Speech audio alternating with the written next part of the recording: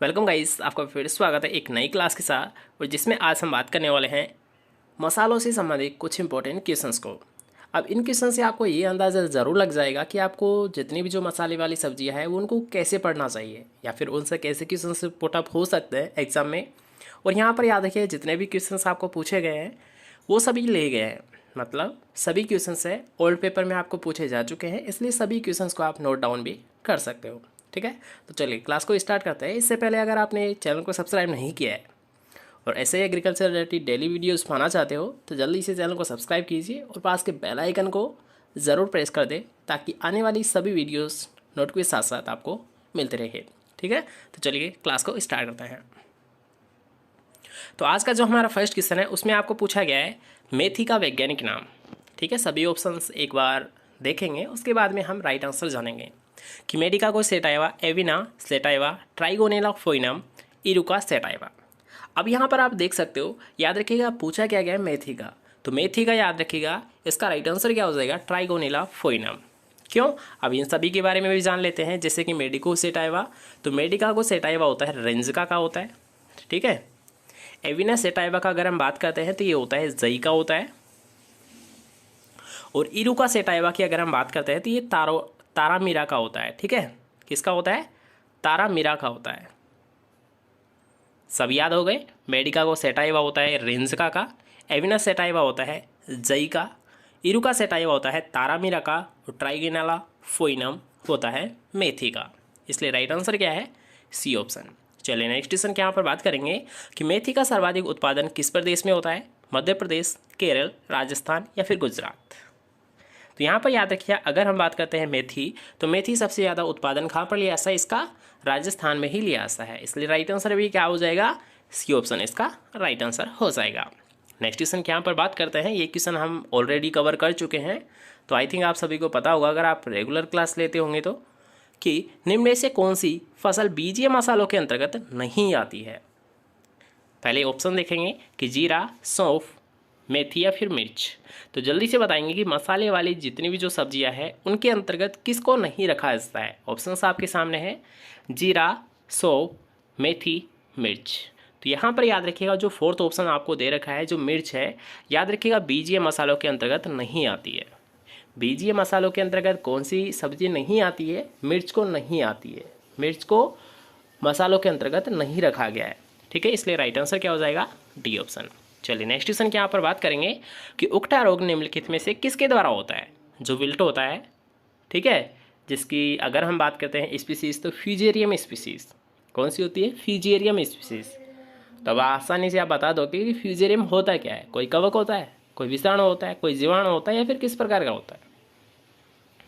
Options आपके सामने हैं, जल्दी से बताइए कि बैक्टीरिया, फफूंद, वायरस या फिर इनमें से कोई नहीं। तो आपका राइट आंसर क्या होगा, जल्दी से बताइएगा कि उकठा रोग है ये किससे होता है।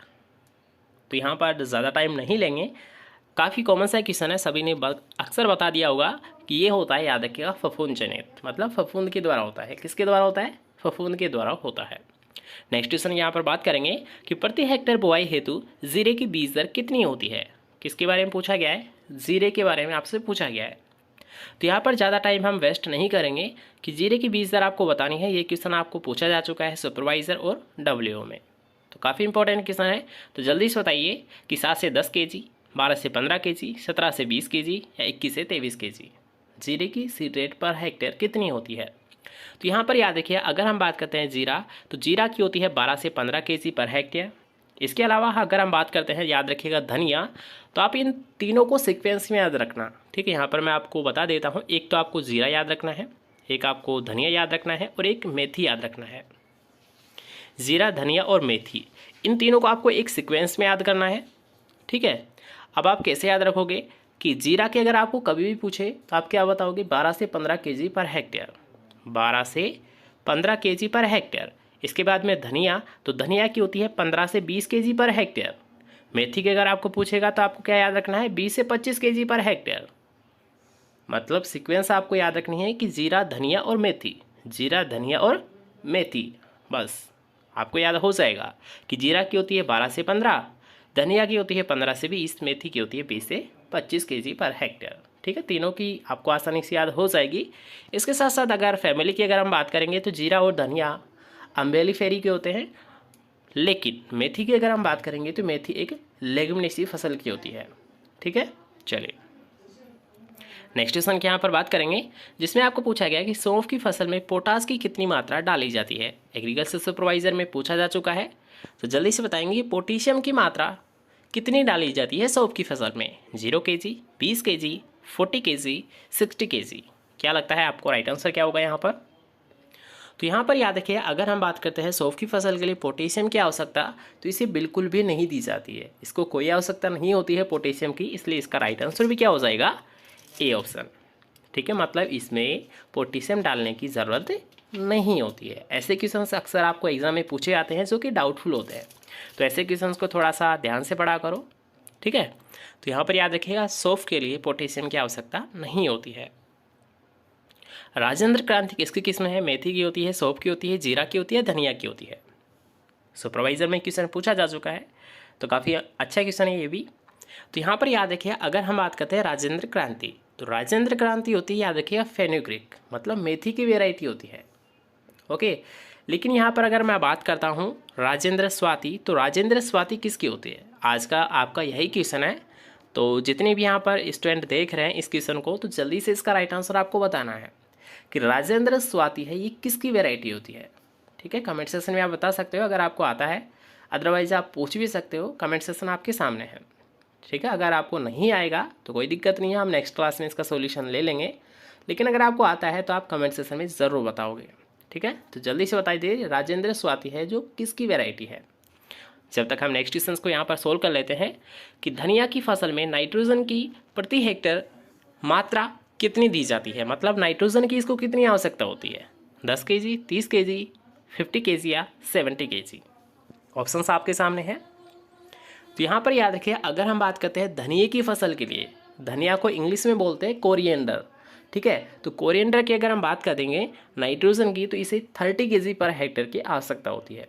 तो कन्फ्यूजन वाली बात नहीं है, आपको वे याद रखना है 30 kg। ठीक है, चलिए नेक्स्ट क्वेश्चन की यहाँ पर बात करेंगे कि जीरा का झुलसा रोग का कारण क्या होता है। जो जीरे में जो झुलसा रोग होता है इसका कारण क्या होता है? Alternaria, alternata, alternaria tenuis, alternaria burnsii, xanthomonas campestris. अब यहाँ पर याद रखिए, ज़ैंथोमोनास तो हो ही नहीं सकता, क्योंकि ज़ैंथोमोनास होता है जीवाणु, और झुलसा क्या होता है? झुलसा जैसे अभी हमने पढ़ा था विल्ट, तो विल्ट तो याद रखिएगा कवक के द्वारा होती है, तो ये 100 ऑप्शन तो आपका वैसे ही चला गया। ठीक है, ये तो आपका राइट आंसर हो ही नहीं सकता। ऑप्शंस को सही से पहचाना करो, उसके बाद में ही राइट आंसर को जाना करो। ठीक है, तो एक ऑप्शन तो हमारा वैसे ही कट हो चुका है, मतलब 75% चांस रहे। अब हम और को देख लेते हैं, अल्टरनेरिया, अल्टरनेटा, तो ऐसा भी कोई नाम तो सुना नहीं होगा आपने। ठीक है, तो ये भी नहीं होगा। अल्टरनेरिया टेनिस, तो टेनिस तो हमने किसी में नहीं सुना, कितनी हमने डिजीज़ देखी है, उनके कोजल ऑर्गेनिज्म देखे, लेकिन टेनिस तो नहीं देखने को मिला, तो ये भी नहीं हुआ। तो इसका ऑफिशियली राइट आंसर क्या होगा? अगर आपको आता है तो आप निकाल सकते थे, आपको पता होगा, लेकिन अगर आपको नहीं आता है फिर भी आप इसका राइट आंसर निकाल सकते थे। ठीक है, इसलिए इसका राइट आंसर क्या हो जाएगा? C option. ऐसे आप याद रखिएगा, कभी भी कोई सा भी अगर आपको ऐसा डाउटफुल क्वेश्चन लगता है तो उसे आप पहले समझ लीजिए। ठीक है, यहाँ पर याद रखिएगा, कितने भी क्वेश्चंस मैं आपको करवा दूँ उससे कोई बेनिफिट नहीं है। अगर आप उसे नोट डाउन नहीं करोगे, अगर उसे आप बार बार लर्न नहीं करोगे, तो वो क्वेश्चन आपको याद नहीं रहेगा। इसलिए मैं आपको हर बार बोलता हूँ नोट डाउन ज़रूर कर लिया करो, ताकि आपका अगर मान लीजिए वो क्वेश्चन दोबारा से रिपीट हो रहा है, दोबारा से अगर रिवीजन हो रहा है उसका, तो आसानी से याद हो जाएगा। यहाँ पर याद रखिए, हम मेहनत कर सकते हैं, आपको अच्छे से अच्छा कंटेंट आपको प्रोवाइड करवा सकते हैं, लेकिन याद आपको ही करना पड़ेगा। ठीक है, तो इस बात का हमेशा ध्यान रखा करो कि अगर मान लीजिए कोई क्वेश्चन आप पढ़ रहे हो तो उसे दोबारा से रिवीजन करना ज़रूरी है। चाहे अगर मान लीजिए आपने नोट डाउन नहीं किया है तो कोई दिक्कत नहीं है, आप दोबारा से वीडियो को रिपीट कर लीजिए, वीडियो तो रहेगी ना, क्लास है हमेशा रहेगी। प्लेलिस्ट में जाकर आप विजिट कर सकते हो, आपको किस टाइप की क्लास चाहिए, आपको सभी प्लेलिस्ट अच्छे से मिल जाएगी। ठीक है, आपको एग्रो की क्लास चाहिए, आपको हॉर्टी की चाहिए, आपको एनिमल हस्बेंड्री की चाहिए, या फिर किसी की भी चाहिए, सभी की लगभग हमारी क्लासेस लग चुकी है, सभी प्लेलिस्ट में अलग अलग से स्टोर्ड है। तो जब जैसा आपका मन करे आप वैसे देख लिया करो। स्पेशल क्लास लेनी है, स्पेशल क्लासेस की अलग से प्लेलिस्ट बनी हुई है, तो उनको भी आप विजिट कर सकते हो। ठीक है। बस आपको पढ़ने का मन होना चाहिए, पढ़ने का तो बहुत कुछ मैटर है। लगभग हमारी 600 प्लस क्लासें हो चुकी है, तो 600 क्लासों में आप खुद समझ सकते हो कितने क्वेश्चंस हम ऑलरेडी कवर कर चुके हैं, ठीक है। तो चलिए क्लास को कंटिन्यू करते हैं, बाकी सारी बातें बात करेंगे, ठीक है। कि धनिया में तनासूत स्टेम गाल जो रोग होता है इसका कारण क्या होता है, मतलब किसके द्वारा होता है। इरिसाइफी पोलिगेनी के द्वारा, प्रोटोमाइसिस मैक्रोस्पोरस के द्वारा, फ्यूजेरियम ऑक्सीस्पोरम के द्वारा, या फिर सर्कोस्पोरा स्पीसीज के द्वारा। किसके द्वारा होता है बता सकते हो। स्टेम जो गाल जो डिजीज होती है ये किसके द्वारा होती है। तो यहाँ पर याद रखें, इसको याद करने की ज़रूरत है। प्रोटोमाइसिस मैक्रोस्पोरस के द्वारा होता है। किसके द्वारा होता है। प्रोटोमाइसिस मैक्रोस्पोरस के द्वारा होता है। किस बीजी मसाला में क्यूमिनोल पाया जाता है। क्यूमिनोल पाया जाता है। लौंग, जीरा, दालचीनी या फिर धनिया। चलिए यहाँ पर उसके नाम में ही छिपा हुआ है इसका राइट आंसर, तो जल्दी से बताएंगे कि लौंग, जीरा, दालचीनी या फिर धनिया। धनिया को हम बोलते हैं, याद रखिए, कोरिएंडर, और जीरा को हम बोलते हैं क्यूमीन।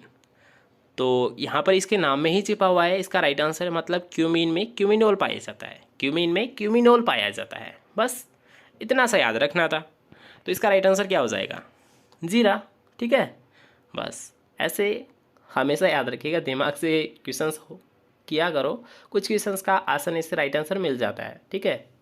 कुछ का याद करना पड़ता है, उनमें कोई सॉल्यूशन नहीं रहता, लेकिन कुछ क्वेश्चंस ऐसे भी आते हैं जिनको हम आसानी से सोल्व कर सकते हैं, ठीक है। नेक्स्ट क्वेश्चन की यहाँ पर बात करेंगे, जो कि आज हमारा लास्ट क्वेश्चन रहेगा कि निम्न में से कौन सी एक मेथी की किस्म है। मेथी की वैरायटी कौन सी है। हिसार सोनाली, हिसार सुवर्णा, हिसार स्वरूप, हिसार माधवी। एचआरओ में क्वेश्चन पूछा गया है, काफ़ी अच्छा क्वेश्चन है, जल्दी से आपको बताना है, तो सोच समझ के बताइएगा। वैरायटी से संबंधित क्वेश्चन है, मेथी की कौन सी वैरायटी है। सोनाली है, स्वरूप है, स्वर्ण है या फिर माधवी है। तो यहाँ पर याद रखिए, अगर हम बात करते हैं हिसार स्वरूप, तो ये किसकी वैरायटी होती है, मेथी की वैरायटी होती है। किसकी होती है, मेथी की वैरायटी होती है। अभी आपको जस्ट बताया था मेथी की सीड रेट कितनी होती है, 20 से 25 kg पर हेक्टेयर, और इसका कुल कौन सा होता है, लेग्यूमिनेसी, ठीक है। तो ये क्वेश्चन से आपको याद रखना, इनसे भी आपको कभी भी क्वेश्चंस पूछे जा सकते हैं, ओके। तो आई थिंक आपको सभी क्वेश्चंस पसंद आए होंगे, सभी क्वेश्चंस काफ़ी इंपॉर्टेंट थे, सभी को नोट डाउन जरूर कर लेना। अगर आपको फिर भी कोई डाउट रहता है तो आप कमेंट सेक्शन में पूछ सकते हो, ठीक है। चलिए मिलता है नेक्स्ट क्लास के सब्जेक्ट के लिए, अच्छे से बढ़िए, अच्छे से रहिए, बाय बाय, टेक केयर।